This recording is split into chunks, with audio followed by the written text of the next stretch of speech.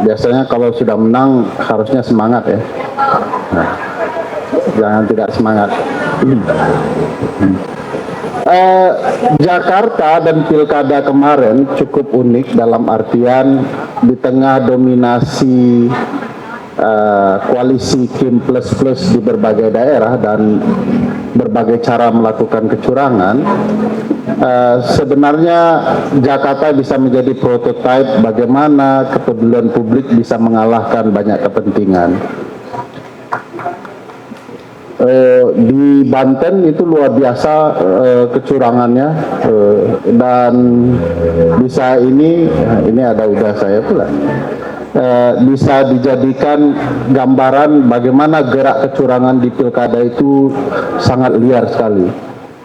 Data kami bahkan menunjukkan tidak hanya gentong babi, Prof. Masa, tapi juga perlibatan aparat penegak hukum, dan itu luar biasa.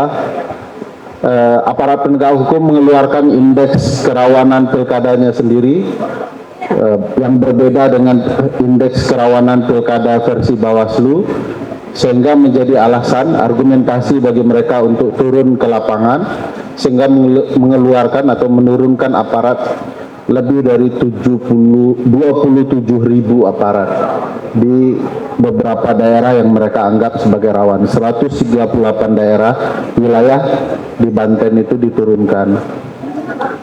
Nah, di Jawa Tengah juga terjadi, di Sulawesi Tengah juga terjadi, di beberapa daerah terjadi.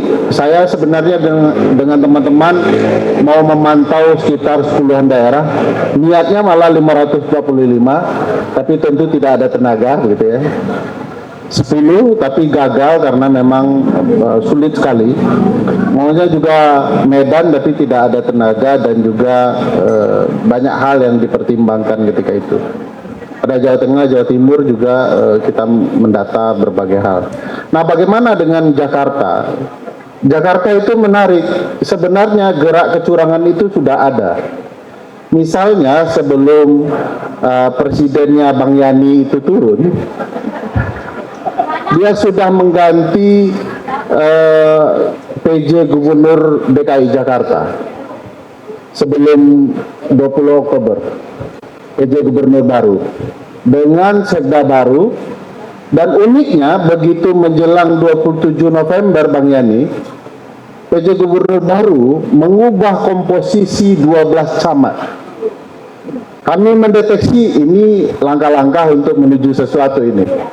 Kenapa? Karena kalau dihitung dari 12 camat yang diganti menjelang 27 November, maka wilayah mereka akan mengelola daftar pemilih tetap sebesar 1,5 juta. Jadi itu akan sangat signifikan mempengaruhi preferensi dalam proses pemilihan dan lain-lain. Tapi karena mungkin publik Jakarta agak berbeda dengan publik yang lain, meskipun TPS sepi, tetapi tidak mudah untuk mempengaruhi pemilih Jakarta. Jadi akhirnya walaupun gerak kecurangannya ada, tetapi secara ujungnya itu agak sulit gitu ya. Jakarta cukup beruntung karena seluruh mata memantau Jakarta gitu ya, seluruh media melihat Jakarta. Tapi ada upaya untuk menuju ke sana. Bayangkan 1,5 itu cukup signifikan untuk menentukan banyak hal. Tapi saya juga percaya dalam satu hal, mungkin ini saya mohon maaf terlebih dahulu, ini perspektif ya, bukan data seperti tadi. Saya tidak terlalu yakin Pak Presiden M yang sudah lewat itu betul-betul punya keinginan untuk bertarung di Jakarta.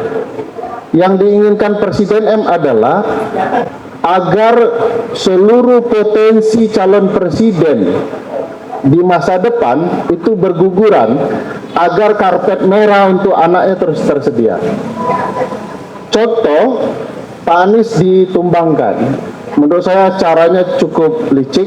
Selain kita harus akui Pak Anies tidak siap melihat keadaan situasi bahwa dia tidak akan mungkin diberi jalan mudah untuk bertarung. Kan? Kedua, Jawa Barat itu memang suatu wilayah yang mudah sekali bagi RK untuk memenangkan. Dan kalau dia jadi gubernur, setidak-tidaknya dia punya kesempatan untuk menunjukkan dirinya menjelang 2029. Oleh karena itu dia dipindah bertarung di sini, di Jakarta, yang tidak mungkin pendukung Persija memilih pendukung Persib, kurang lebih gitu ya. Dan orang kedua yang akan potensi untuk menjadi ruang perlawanan bagi anaknya di 2029 juga tidak terjadi. Nah, sekarang ketika Jakarta dalam artian ini adalah wilayah tarung yang penting, maka selalu ada potensi pimpinan calon-calon kepemimpinan masa depan yang harus dikelola. Jadi ibu bapak sekalian tidak memenangkan pertarungan hari ini untuk hari ini, tetapi untuk juga berpikir bagaimana menghentikan dominasi kejahatan dinasti di masa depan. Kalau ini luput di 2029, saya tidak bisa bayangkan, karena mungkin relasi koalisi akan jadi lebih solid dan kita akan kehilangan kesempatan untuk memperjuangkan Indonesia yang toleran, yang demokratis dan lebih peduli. Jadi mungkin yang harus dipersiapkan oleh ibu bapak sekalian adalah bagaimana 5 tahun dari hari ini ruang perlawanan Jakarta itu menyebar ke seluruh daerah di Indonesia. Ini walaupun Mas Umi tidak masuk parlemen, adalah kewajiban Mas Umi juga untuk merapatkan barisan agar dukungan bisa solid kemana-mana. Jadi ini harus kita perjuangkan dan saya pikir bagaimanapun harus kita pertimbangkan. Ibu bapak sekalian, saya mungkin tidak terlalu nyaman disampaikan di sini. Saya itu tidak berpikir untuk berpihak kepada kelompok manapun, tapi saya punya tanggung jawab akademik untuk melawan orang-orang yang merusak konstitusi. Dan kita tahu siapa orang-orang itu, gitu.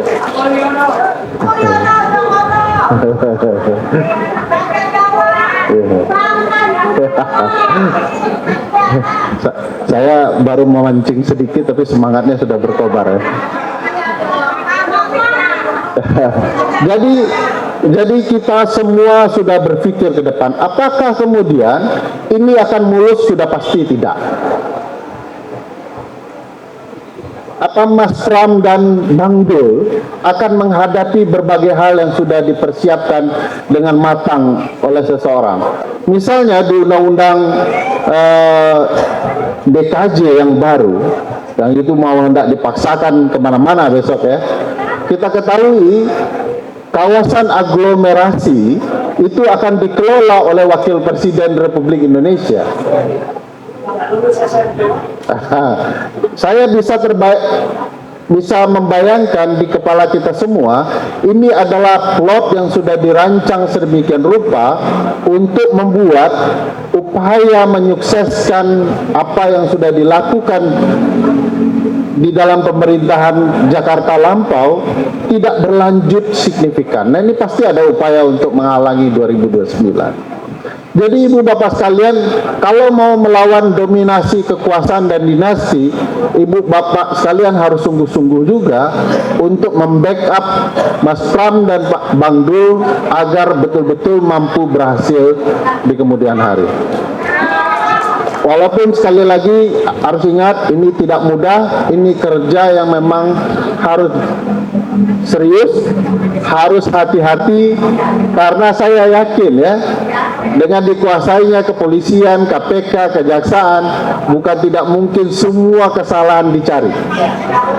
Oleh karena itu, kehati-hatian dalam mewujudkan pemerintahan yang berhasil juga harus disertai kehati-hatian dalam berbagai hal. Ibarat menanam padi hari ini, bibitnya harus baik, ya, pupuknya harus baik, dan nanti akan dipanen 5 tahun ke depan. Jadi jangan biarkan bibit-bibit yang sudah disemai nanti malah dikhianati dengan cara-cara yang tidak sehat. Ibu bapak sekalian, kita tidak punya waktu yang cukup untuk membuat sesuatu menjadi lebih baik di 5 tahun yang ke depan. tapi kita punya waktu yang cukup untuk membuat Indonesia betul-betul baik setelah dinasti dihancurkan 5 tahun ke depan.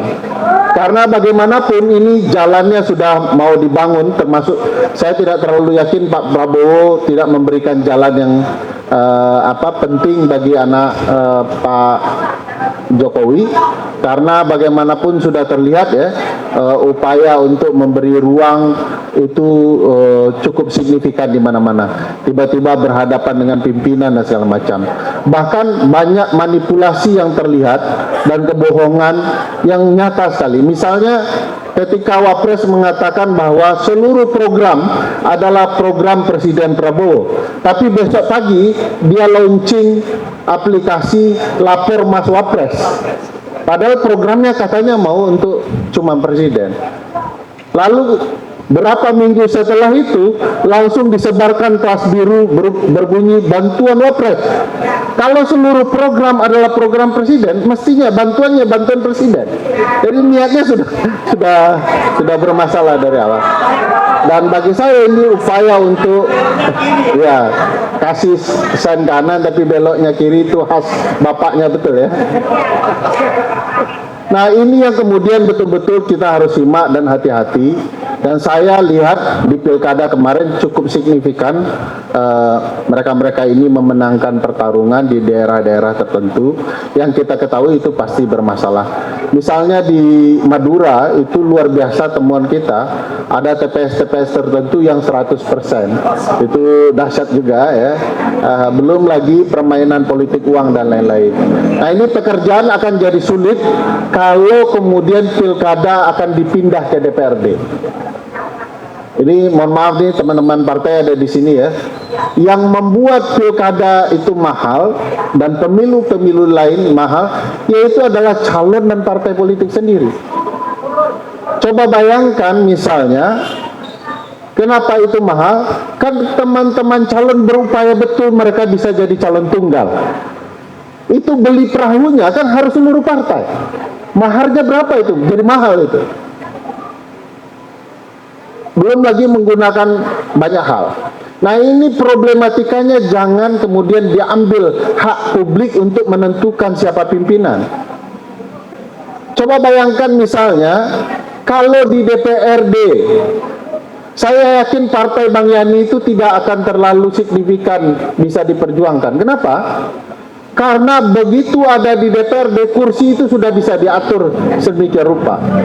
Bayangkan kalau kursi di DPRD itu 10, maka partai mayoritas cukup menguasai 6 kursi. Mahar politiknya sudah pasti itu angka-angkanya, hitung-hitungannya. Jadi kalau udah saya ini ITB, jadi dia bisa tentukan itu penting 6 kursi dimenangkan, selesai urusan. Begitu juga kalau kita membiarkan di tingkatan nasional itu terjadi, itu akan mudah sekali. 2029 kalau terjadi presiden dipilih MPR, sudah pasti ya cebong-cebong akan bahagia, kurang lebih begitu. Jadi ibu bapak sekalian, ini perjuangan 5 tahun ini perjuangan sungguh-sungguh. Saya berharap kemenangan ini tidak melupakan ibu bapak sekalian dari perjuangan penting 5 tahun ke depan. Tapi tentu hari ini hari untuk menyambut kegembiraan ini bahwa Jakarta itu beda. Terima kasih. Assalamualaikum warahmatullahi wabarakatuh. Bang Ferry, luar biasa.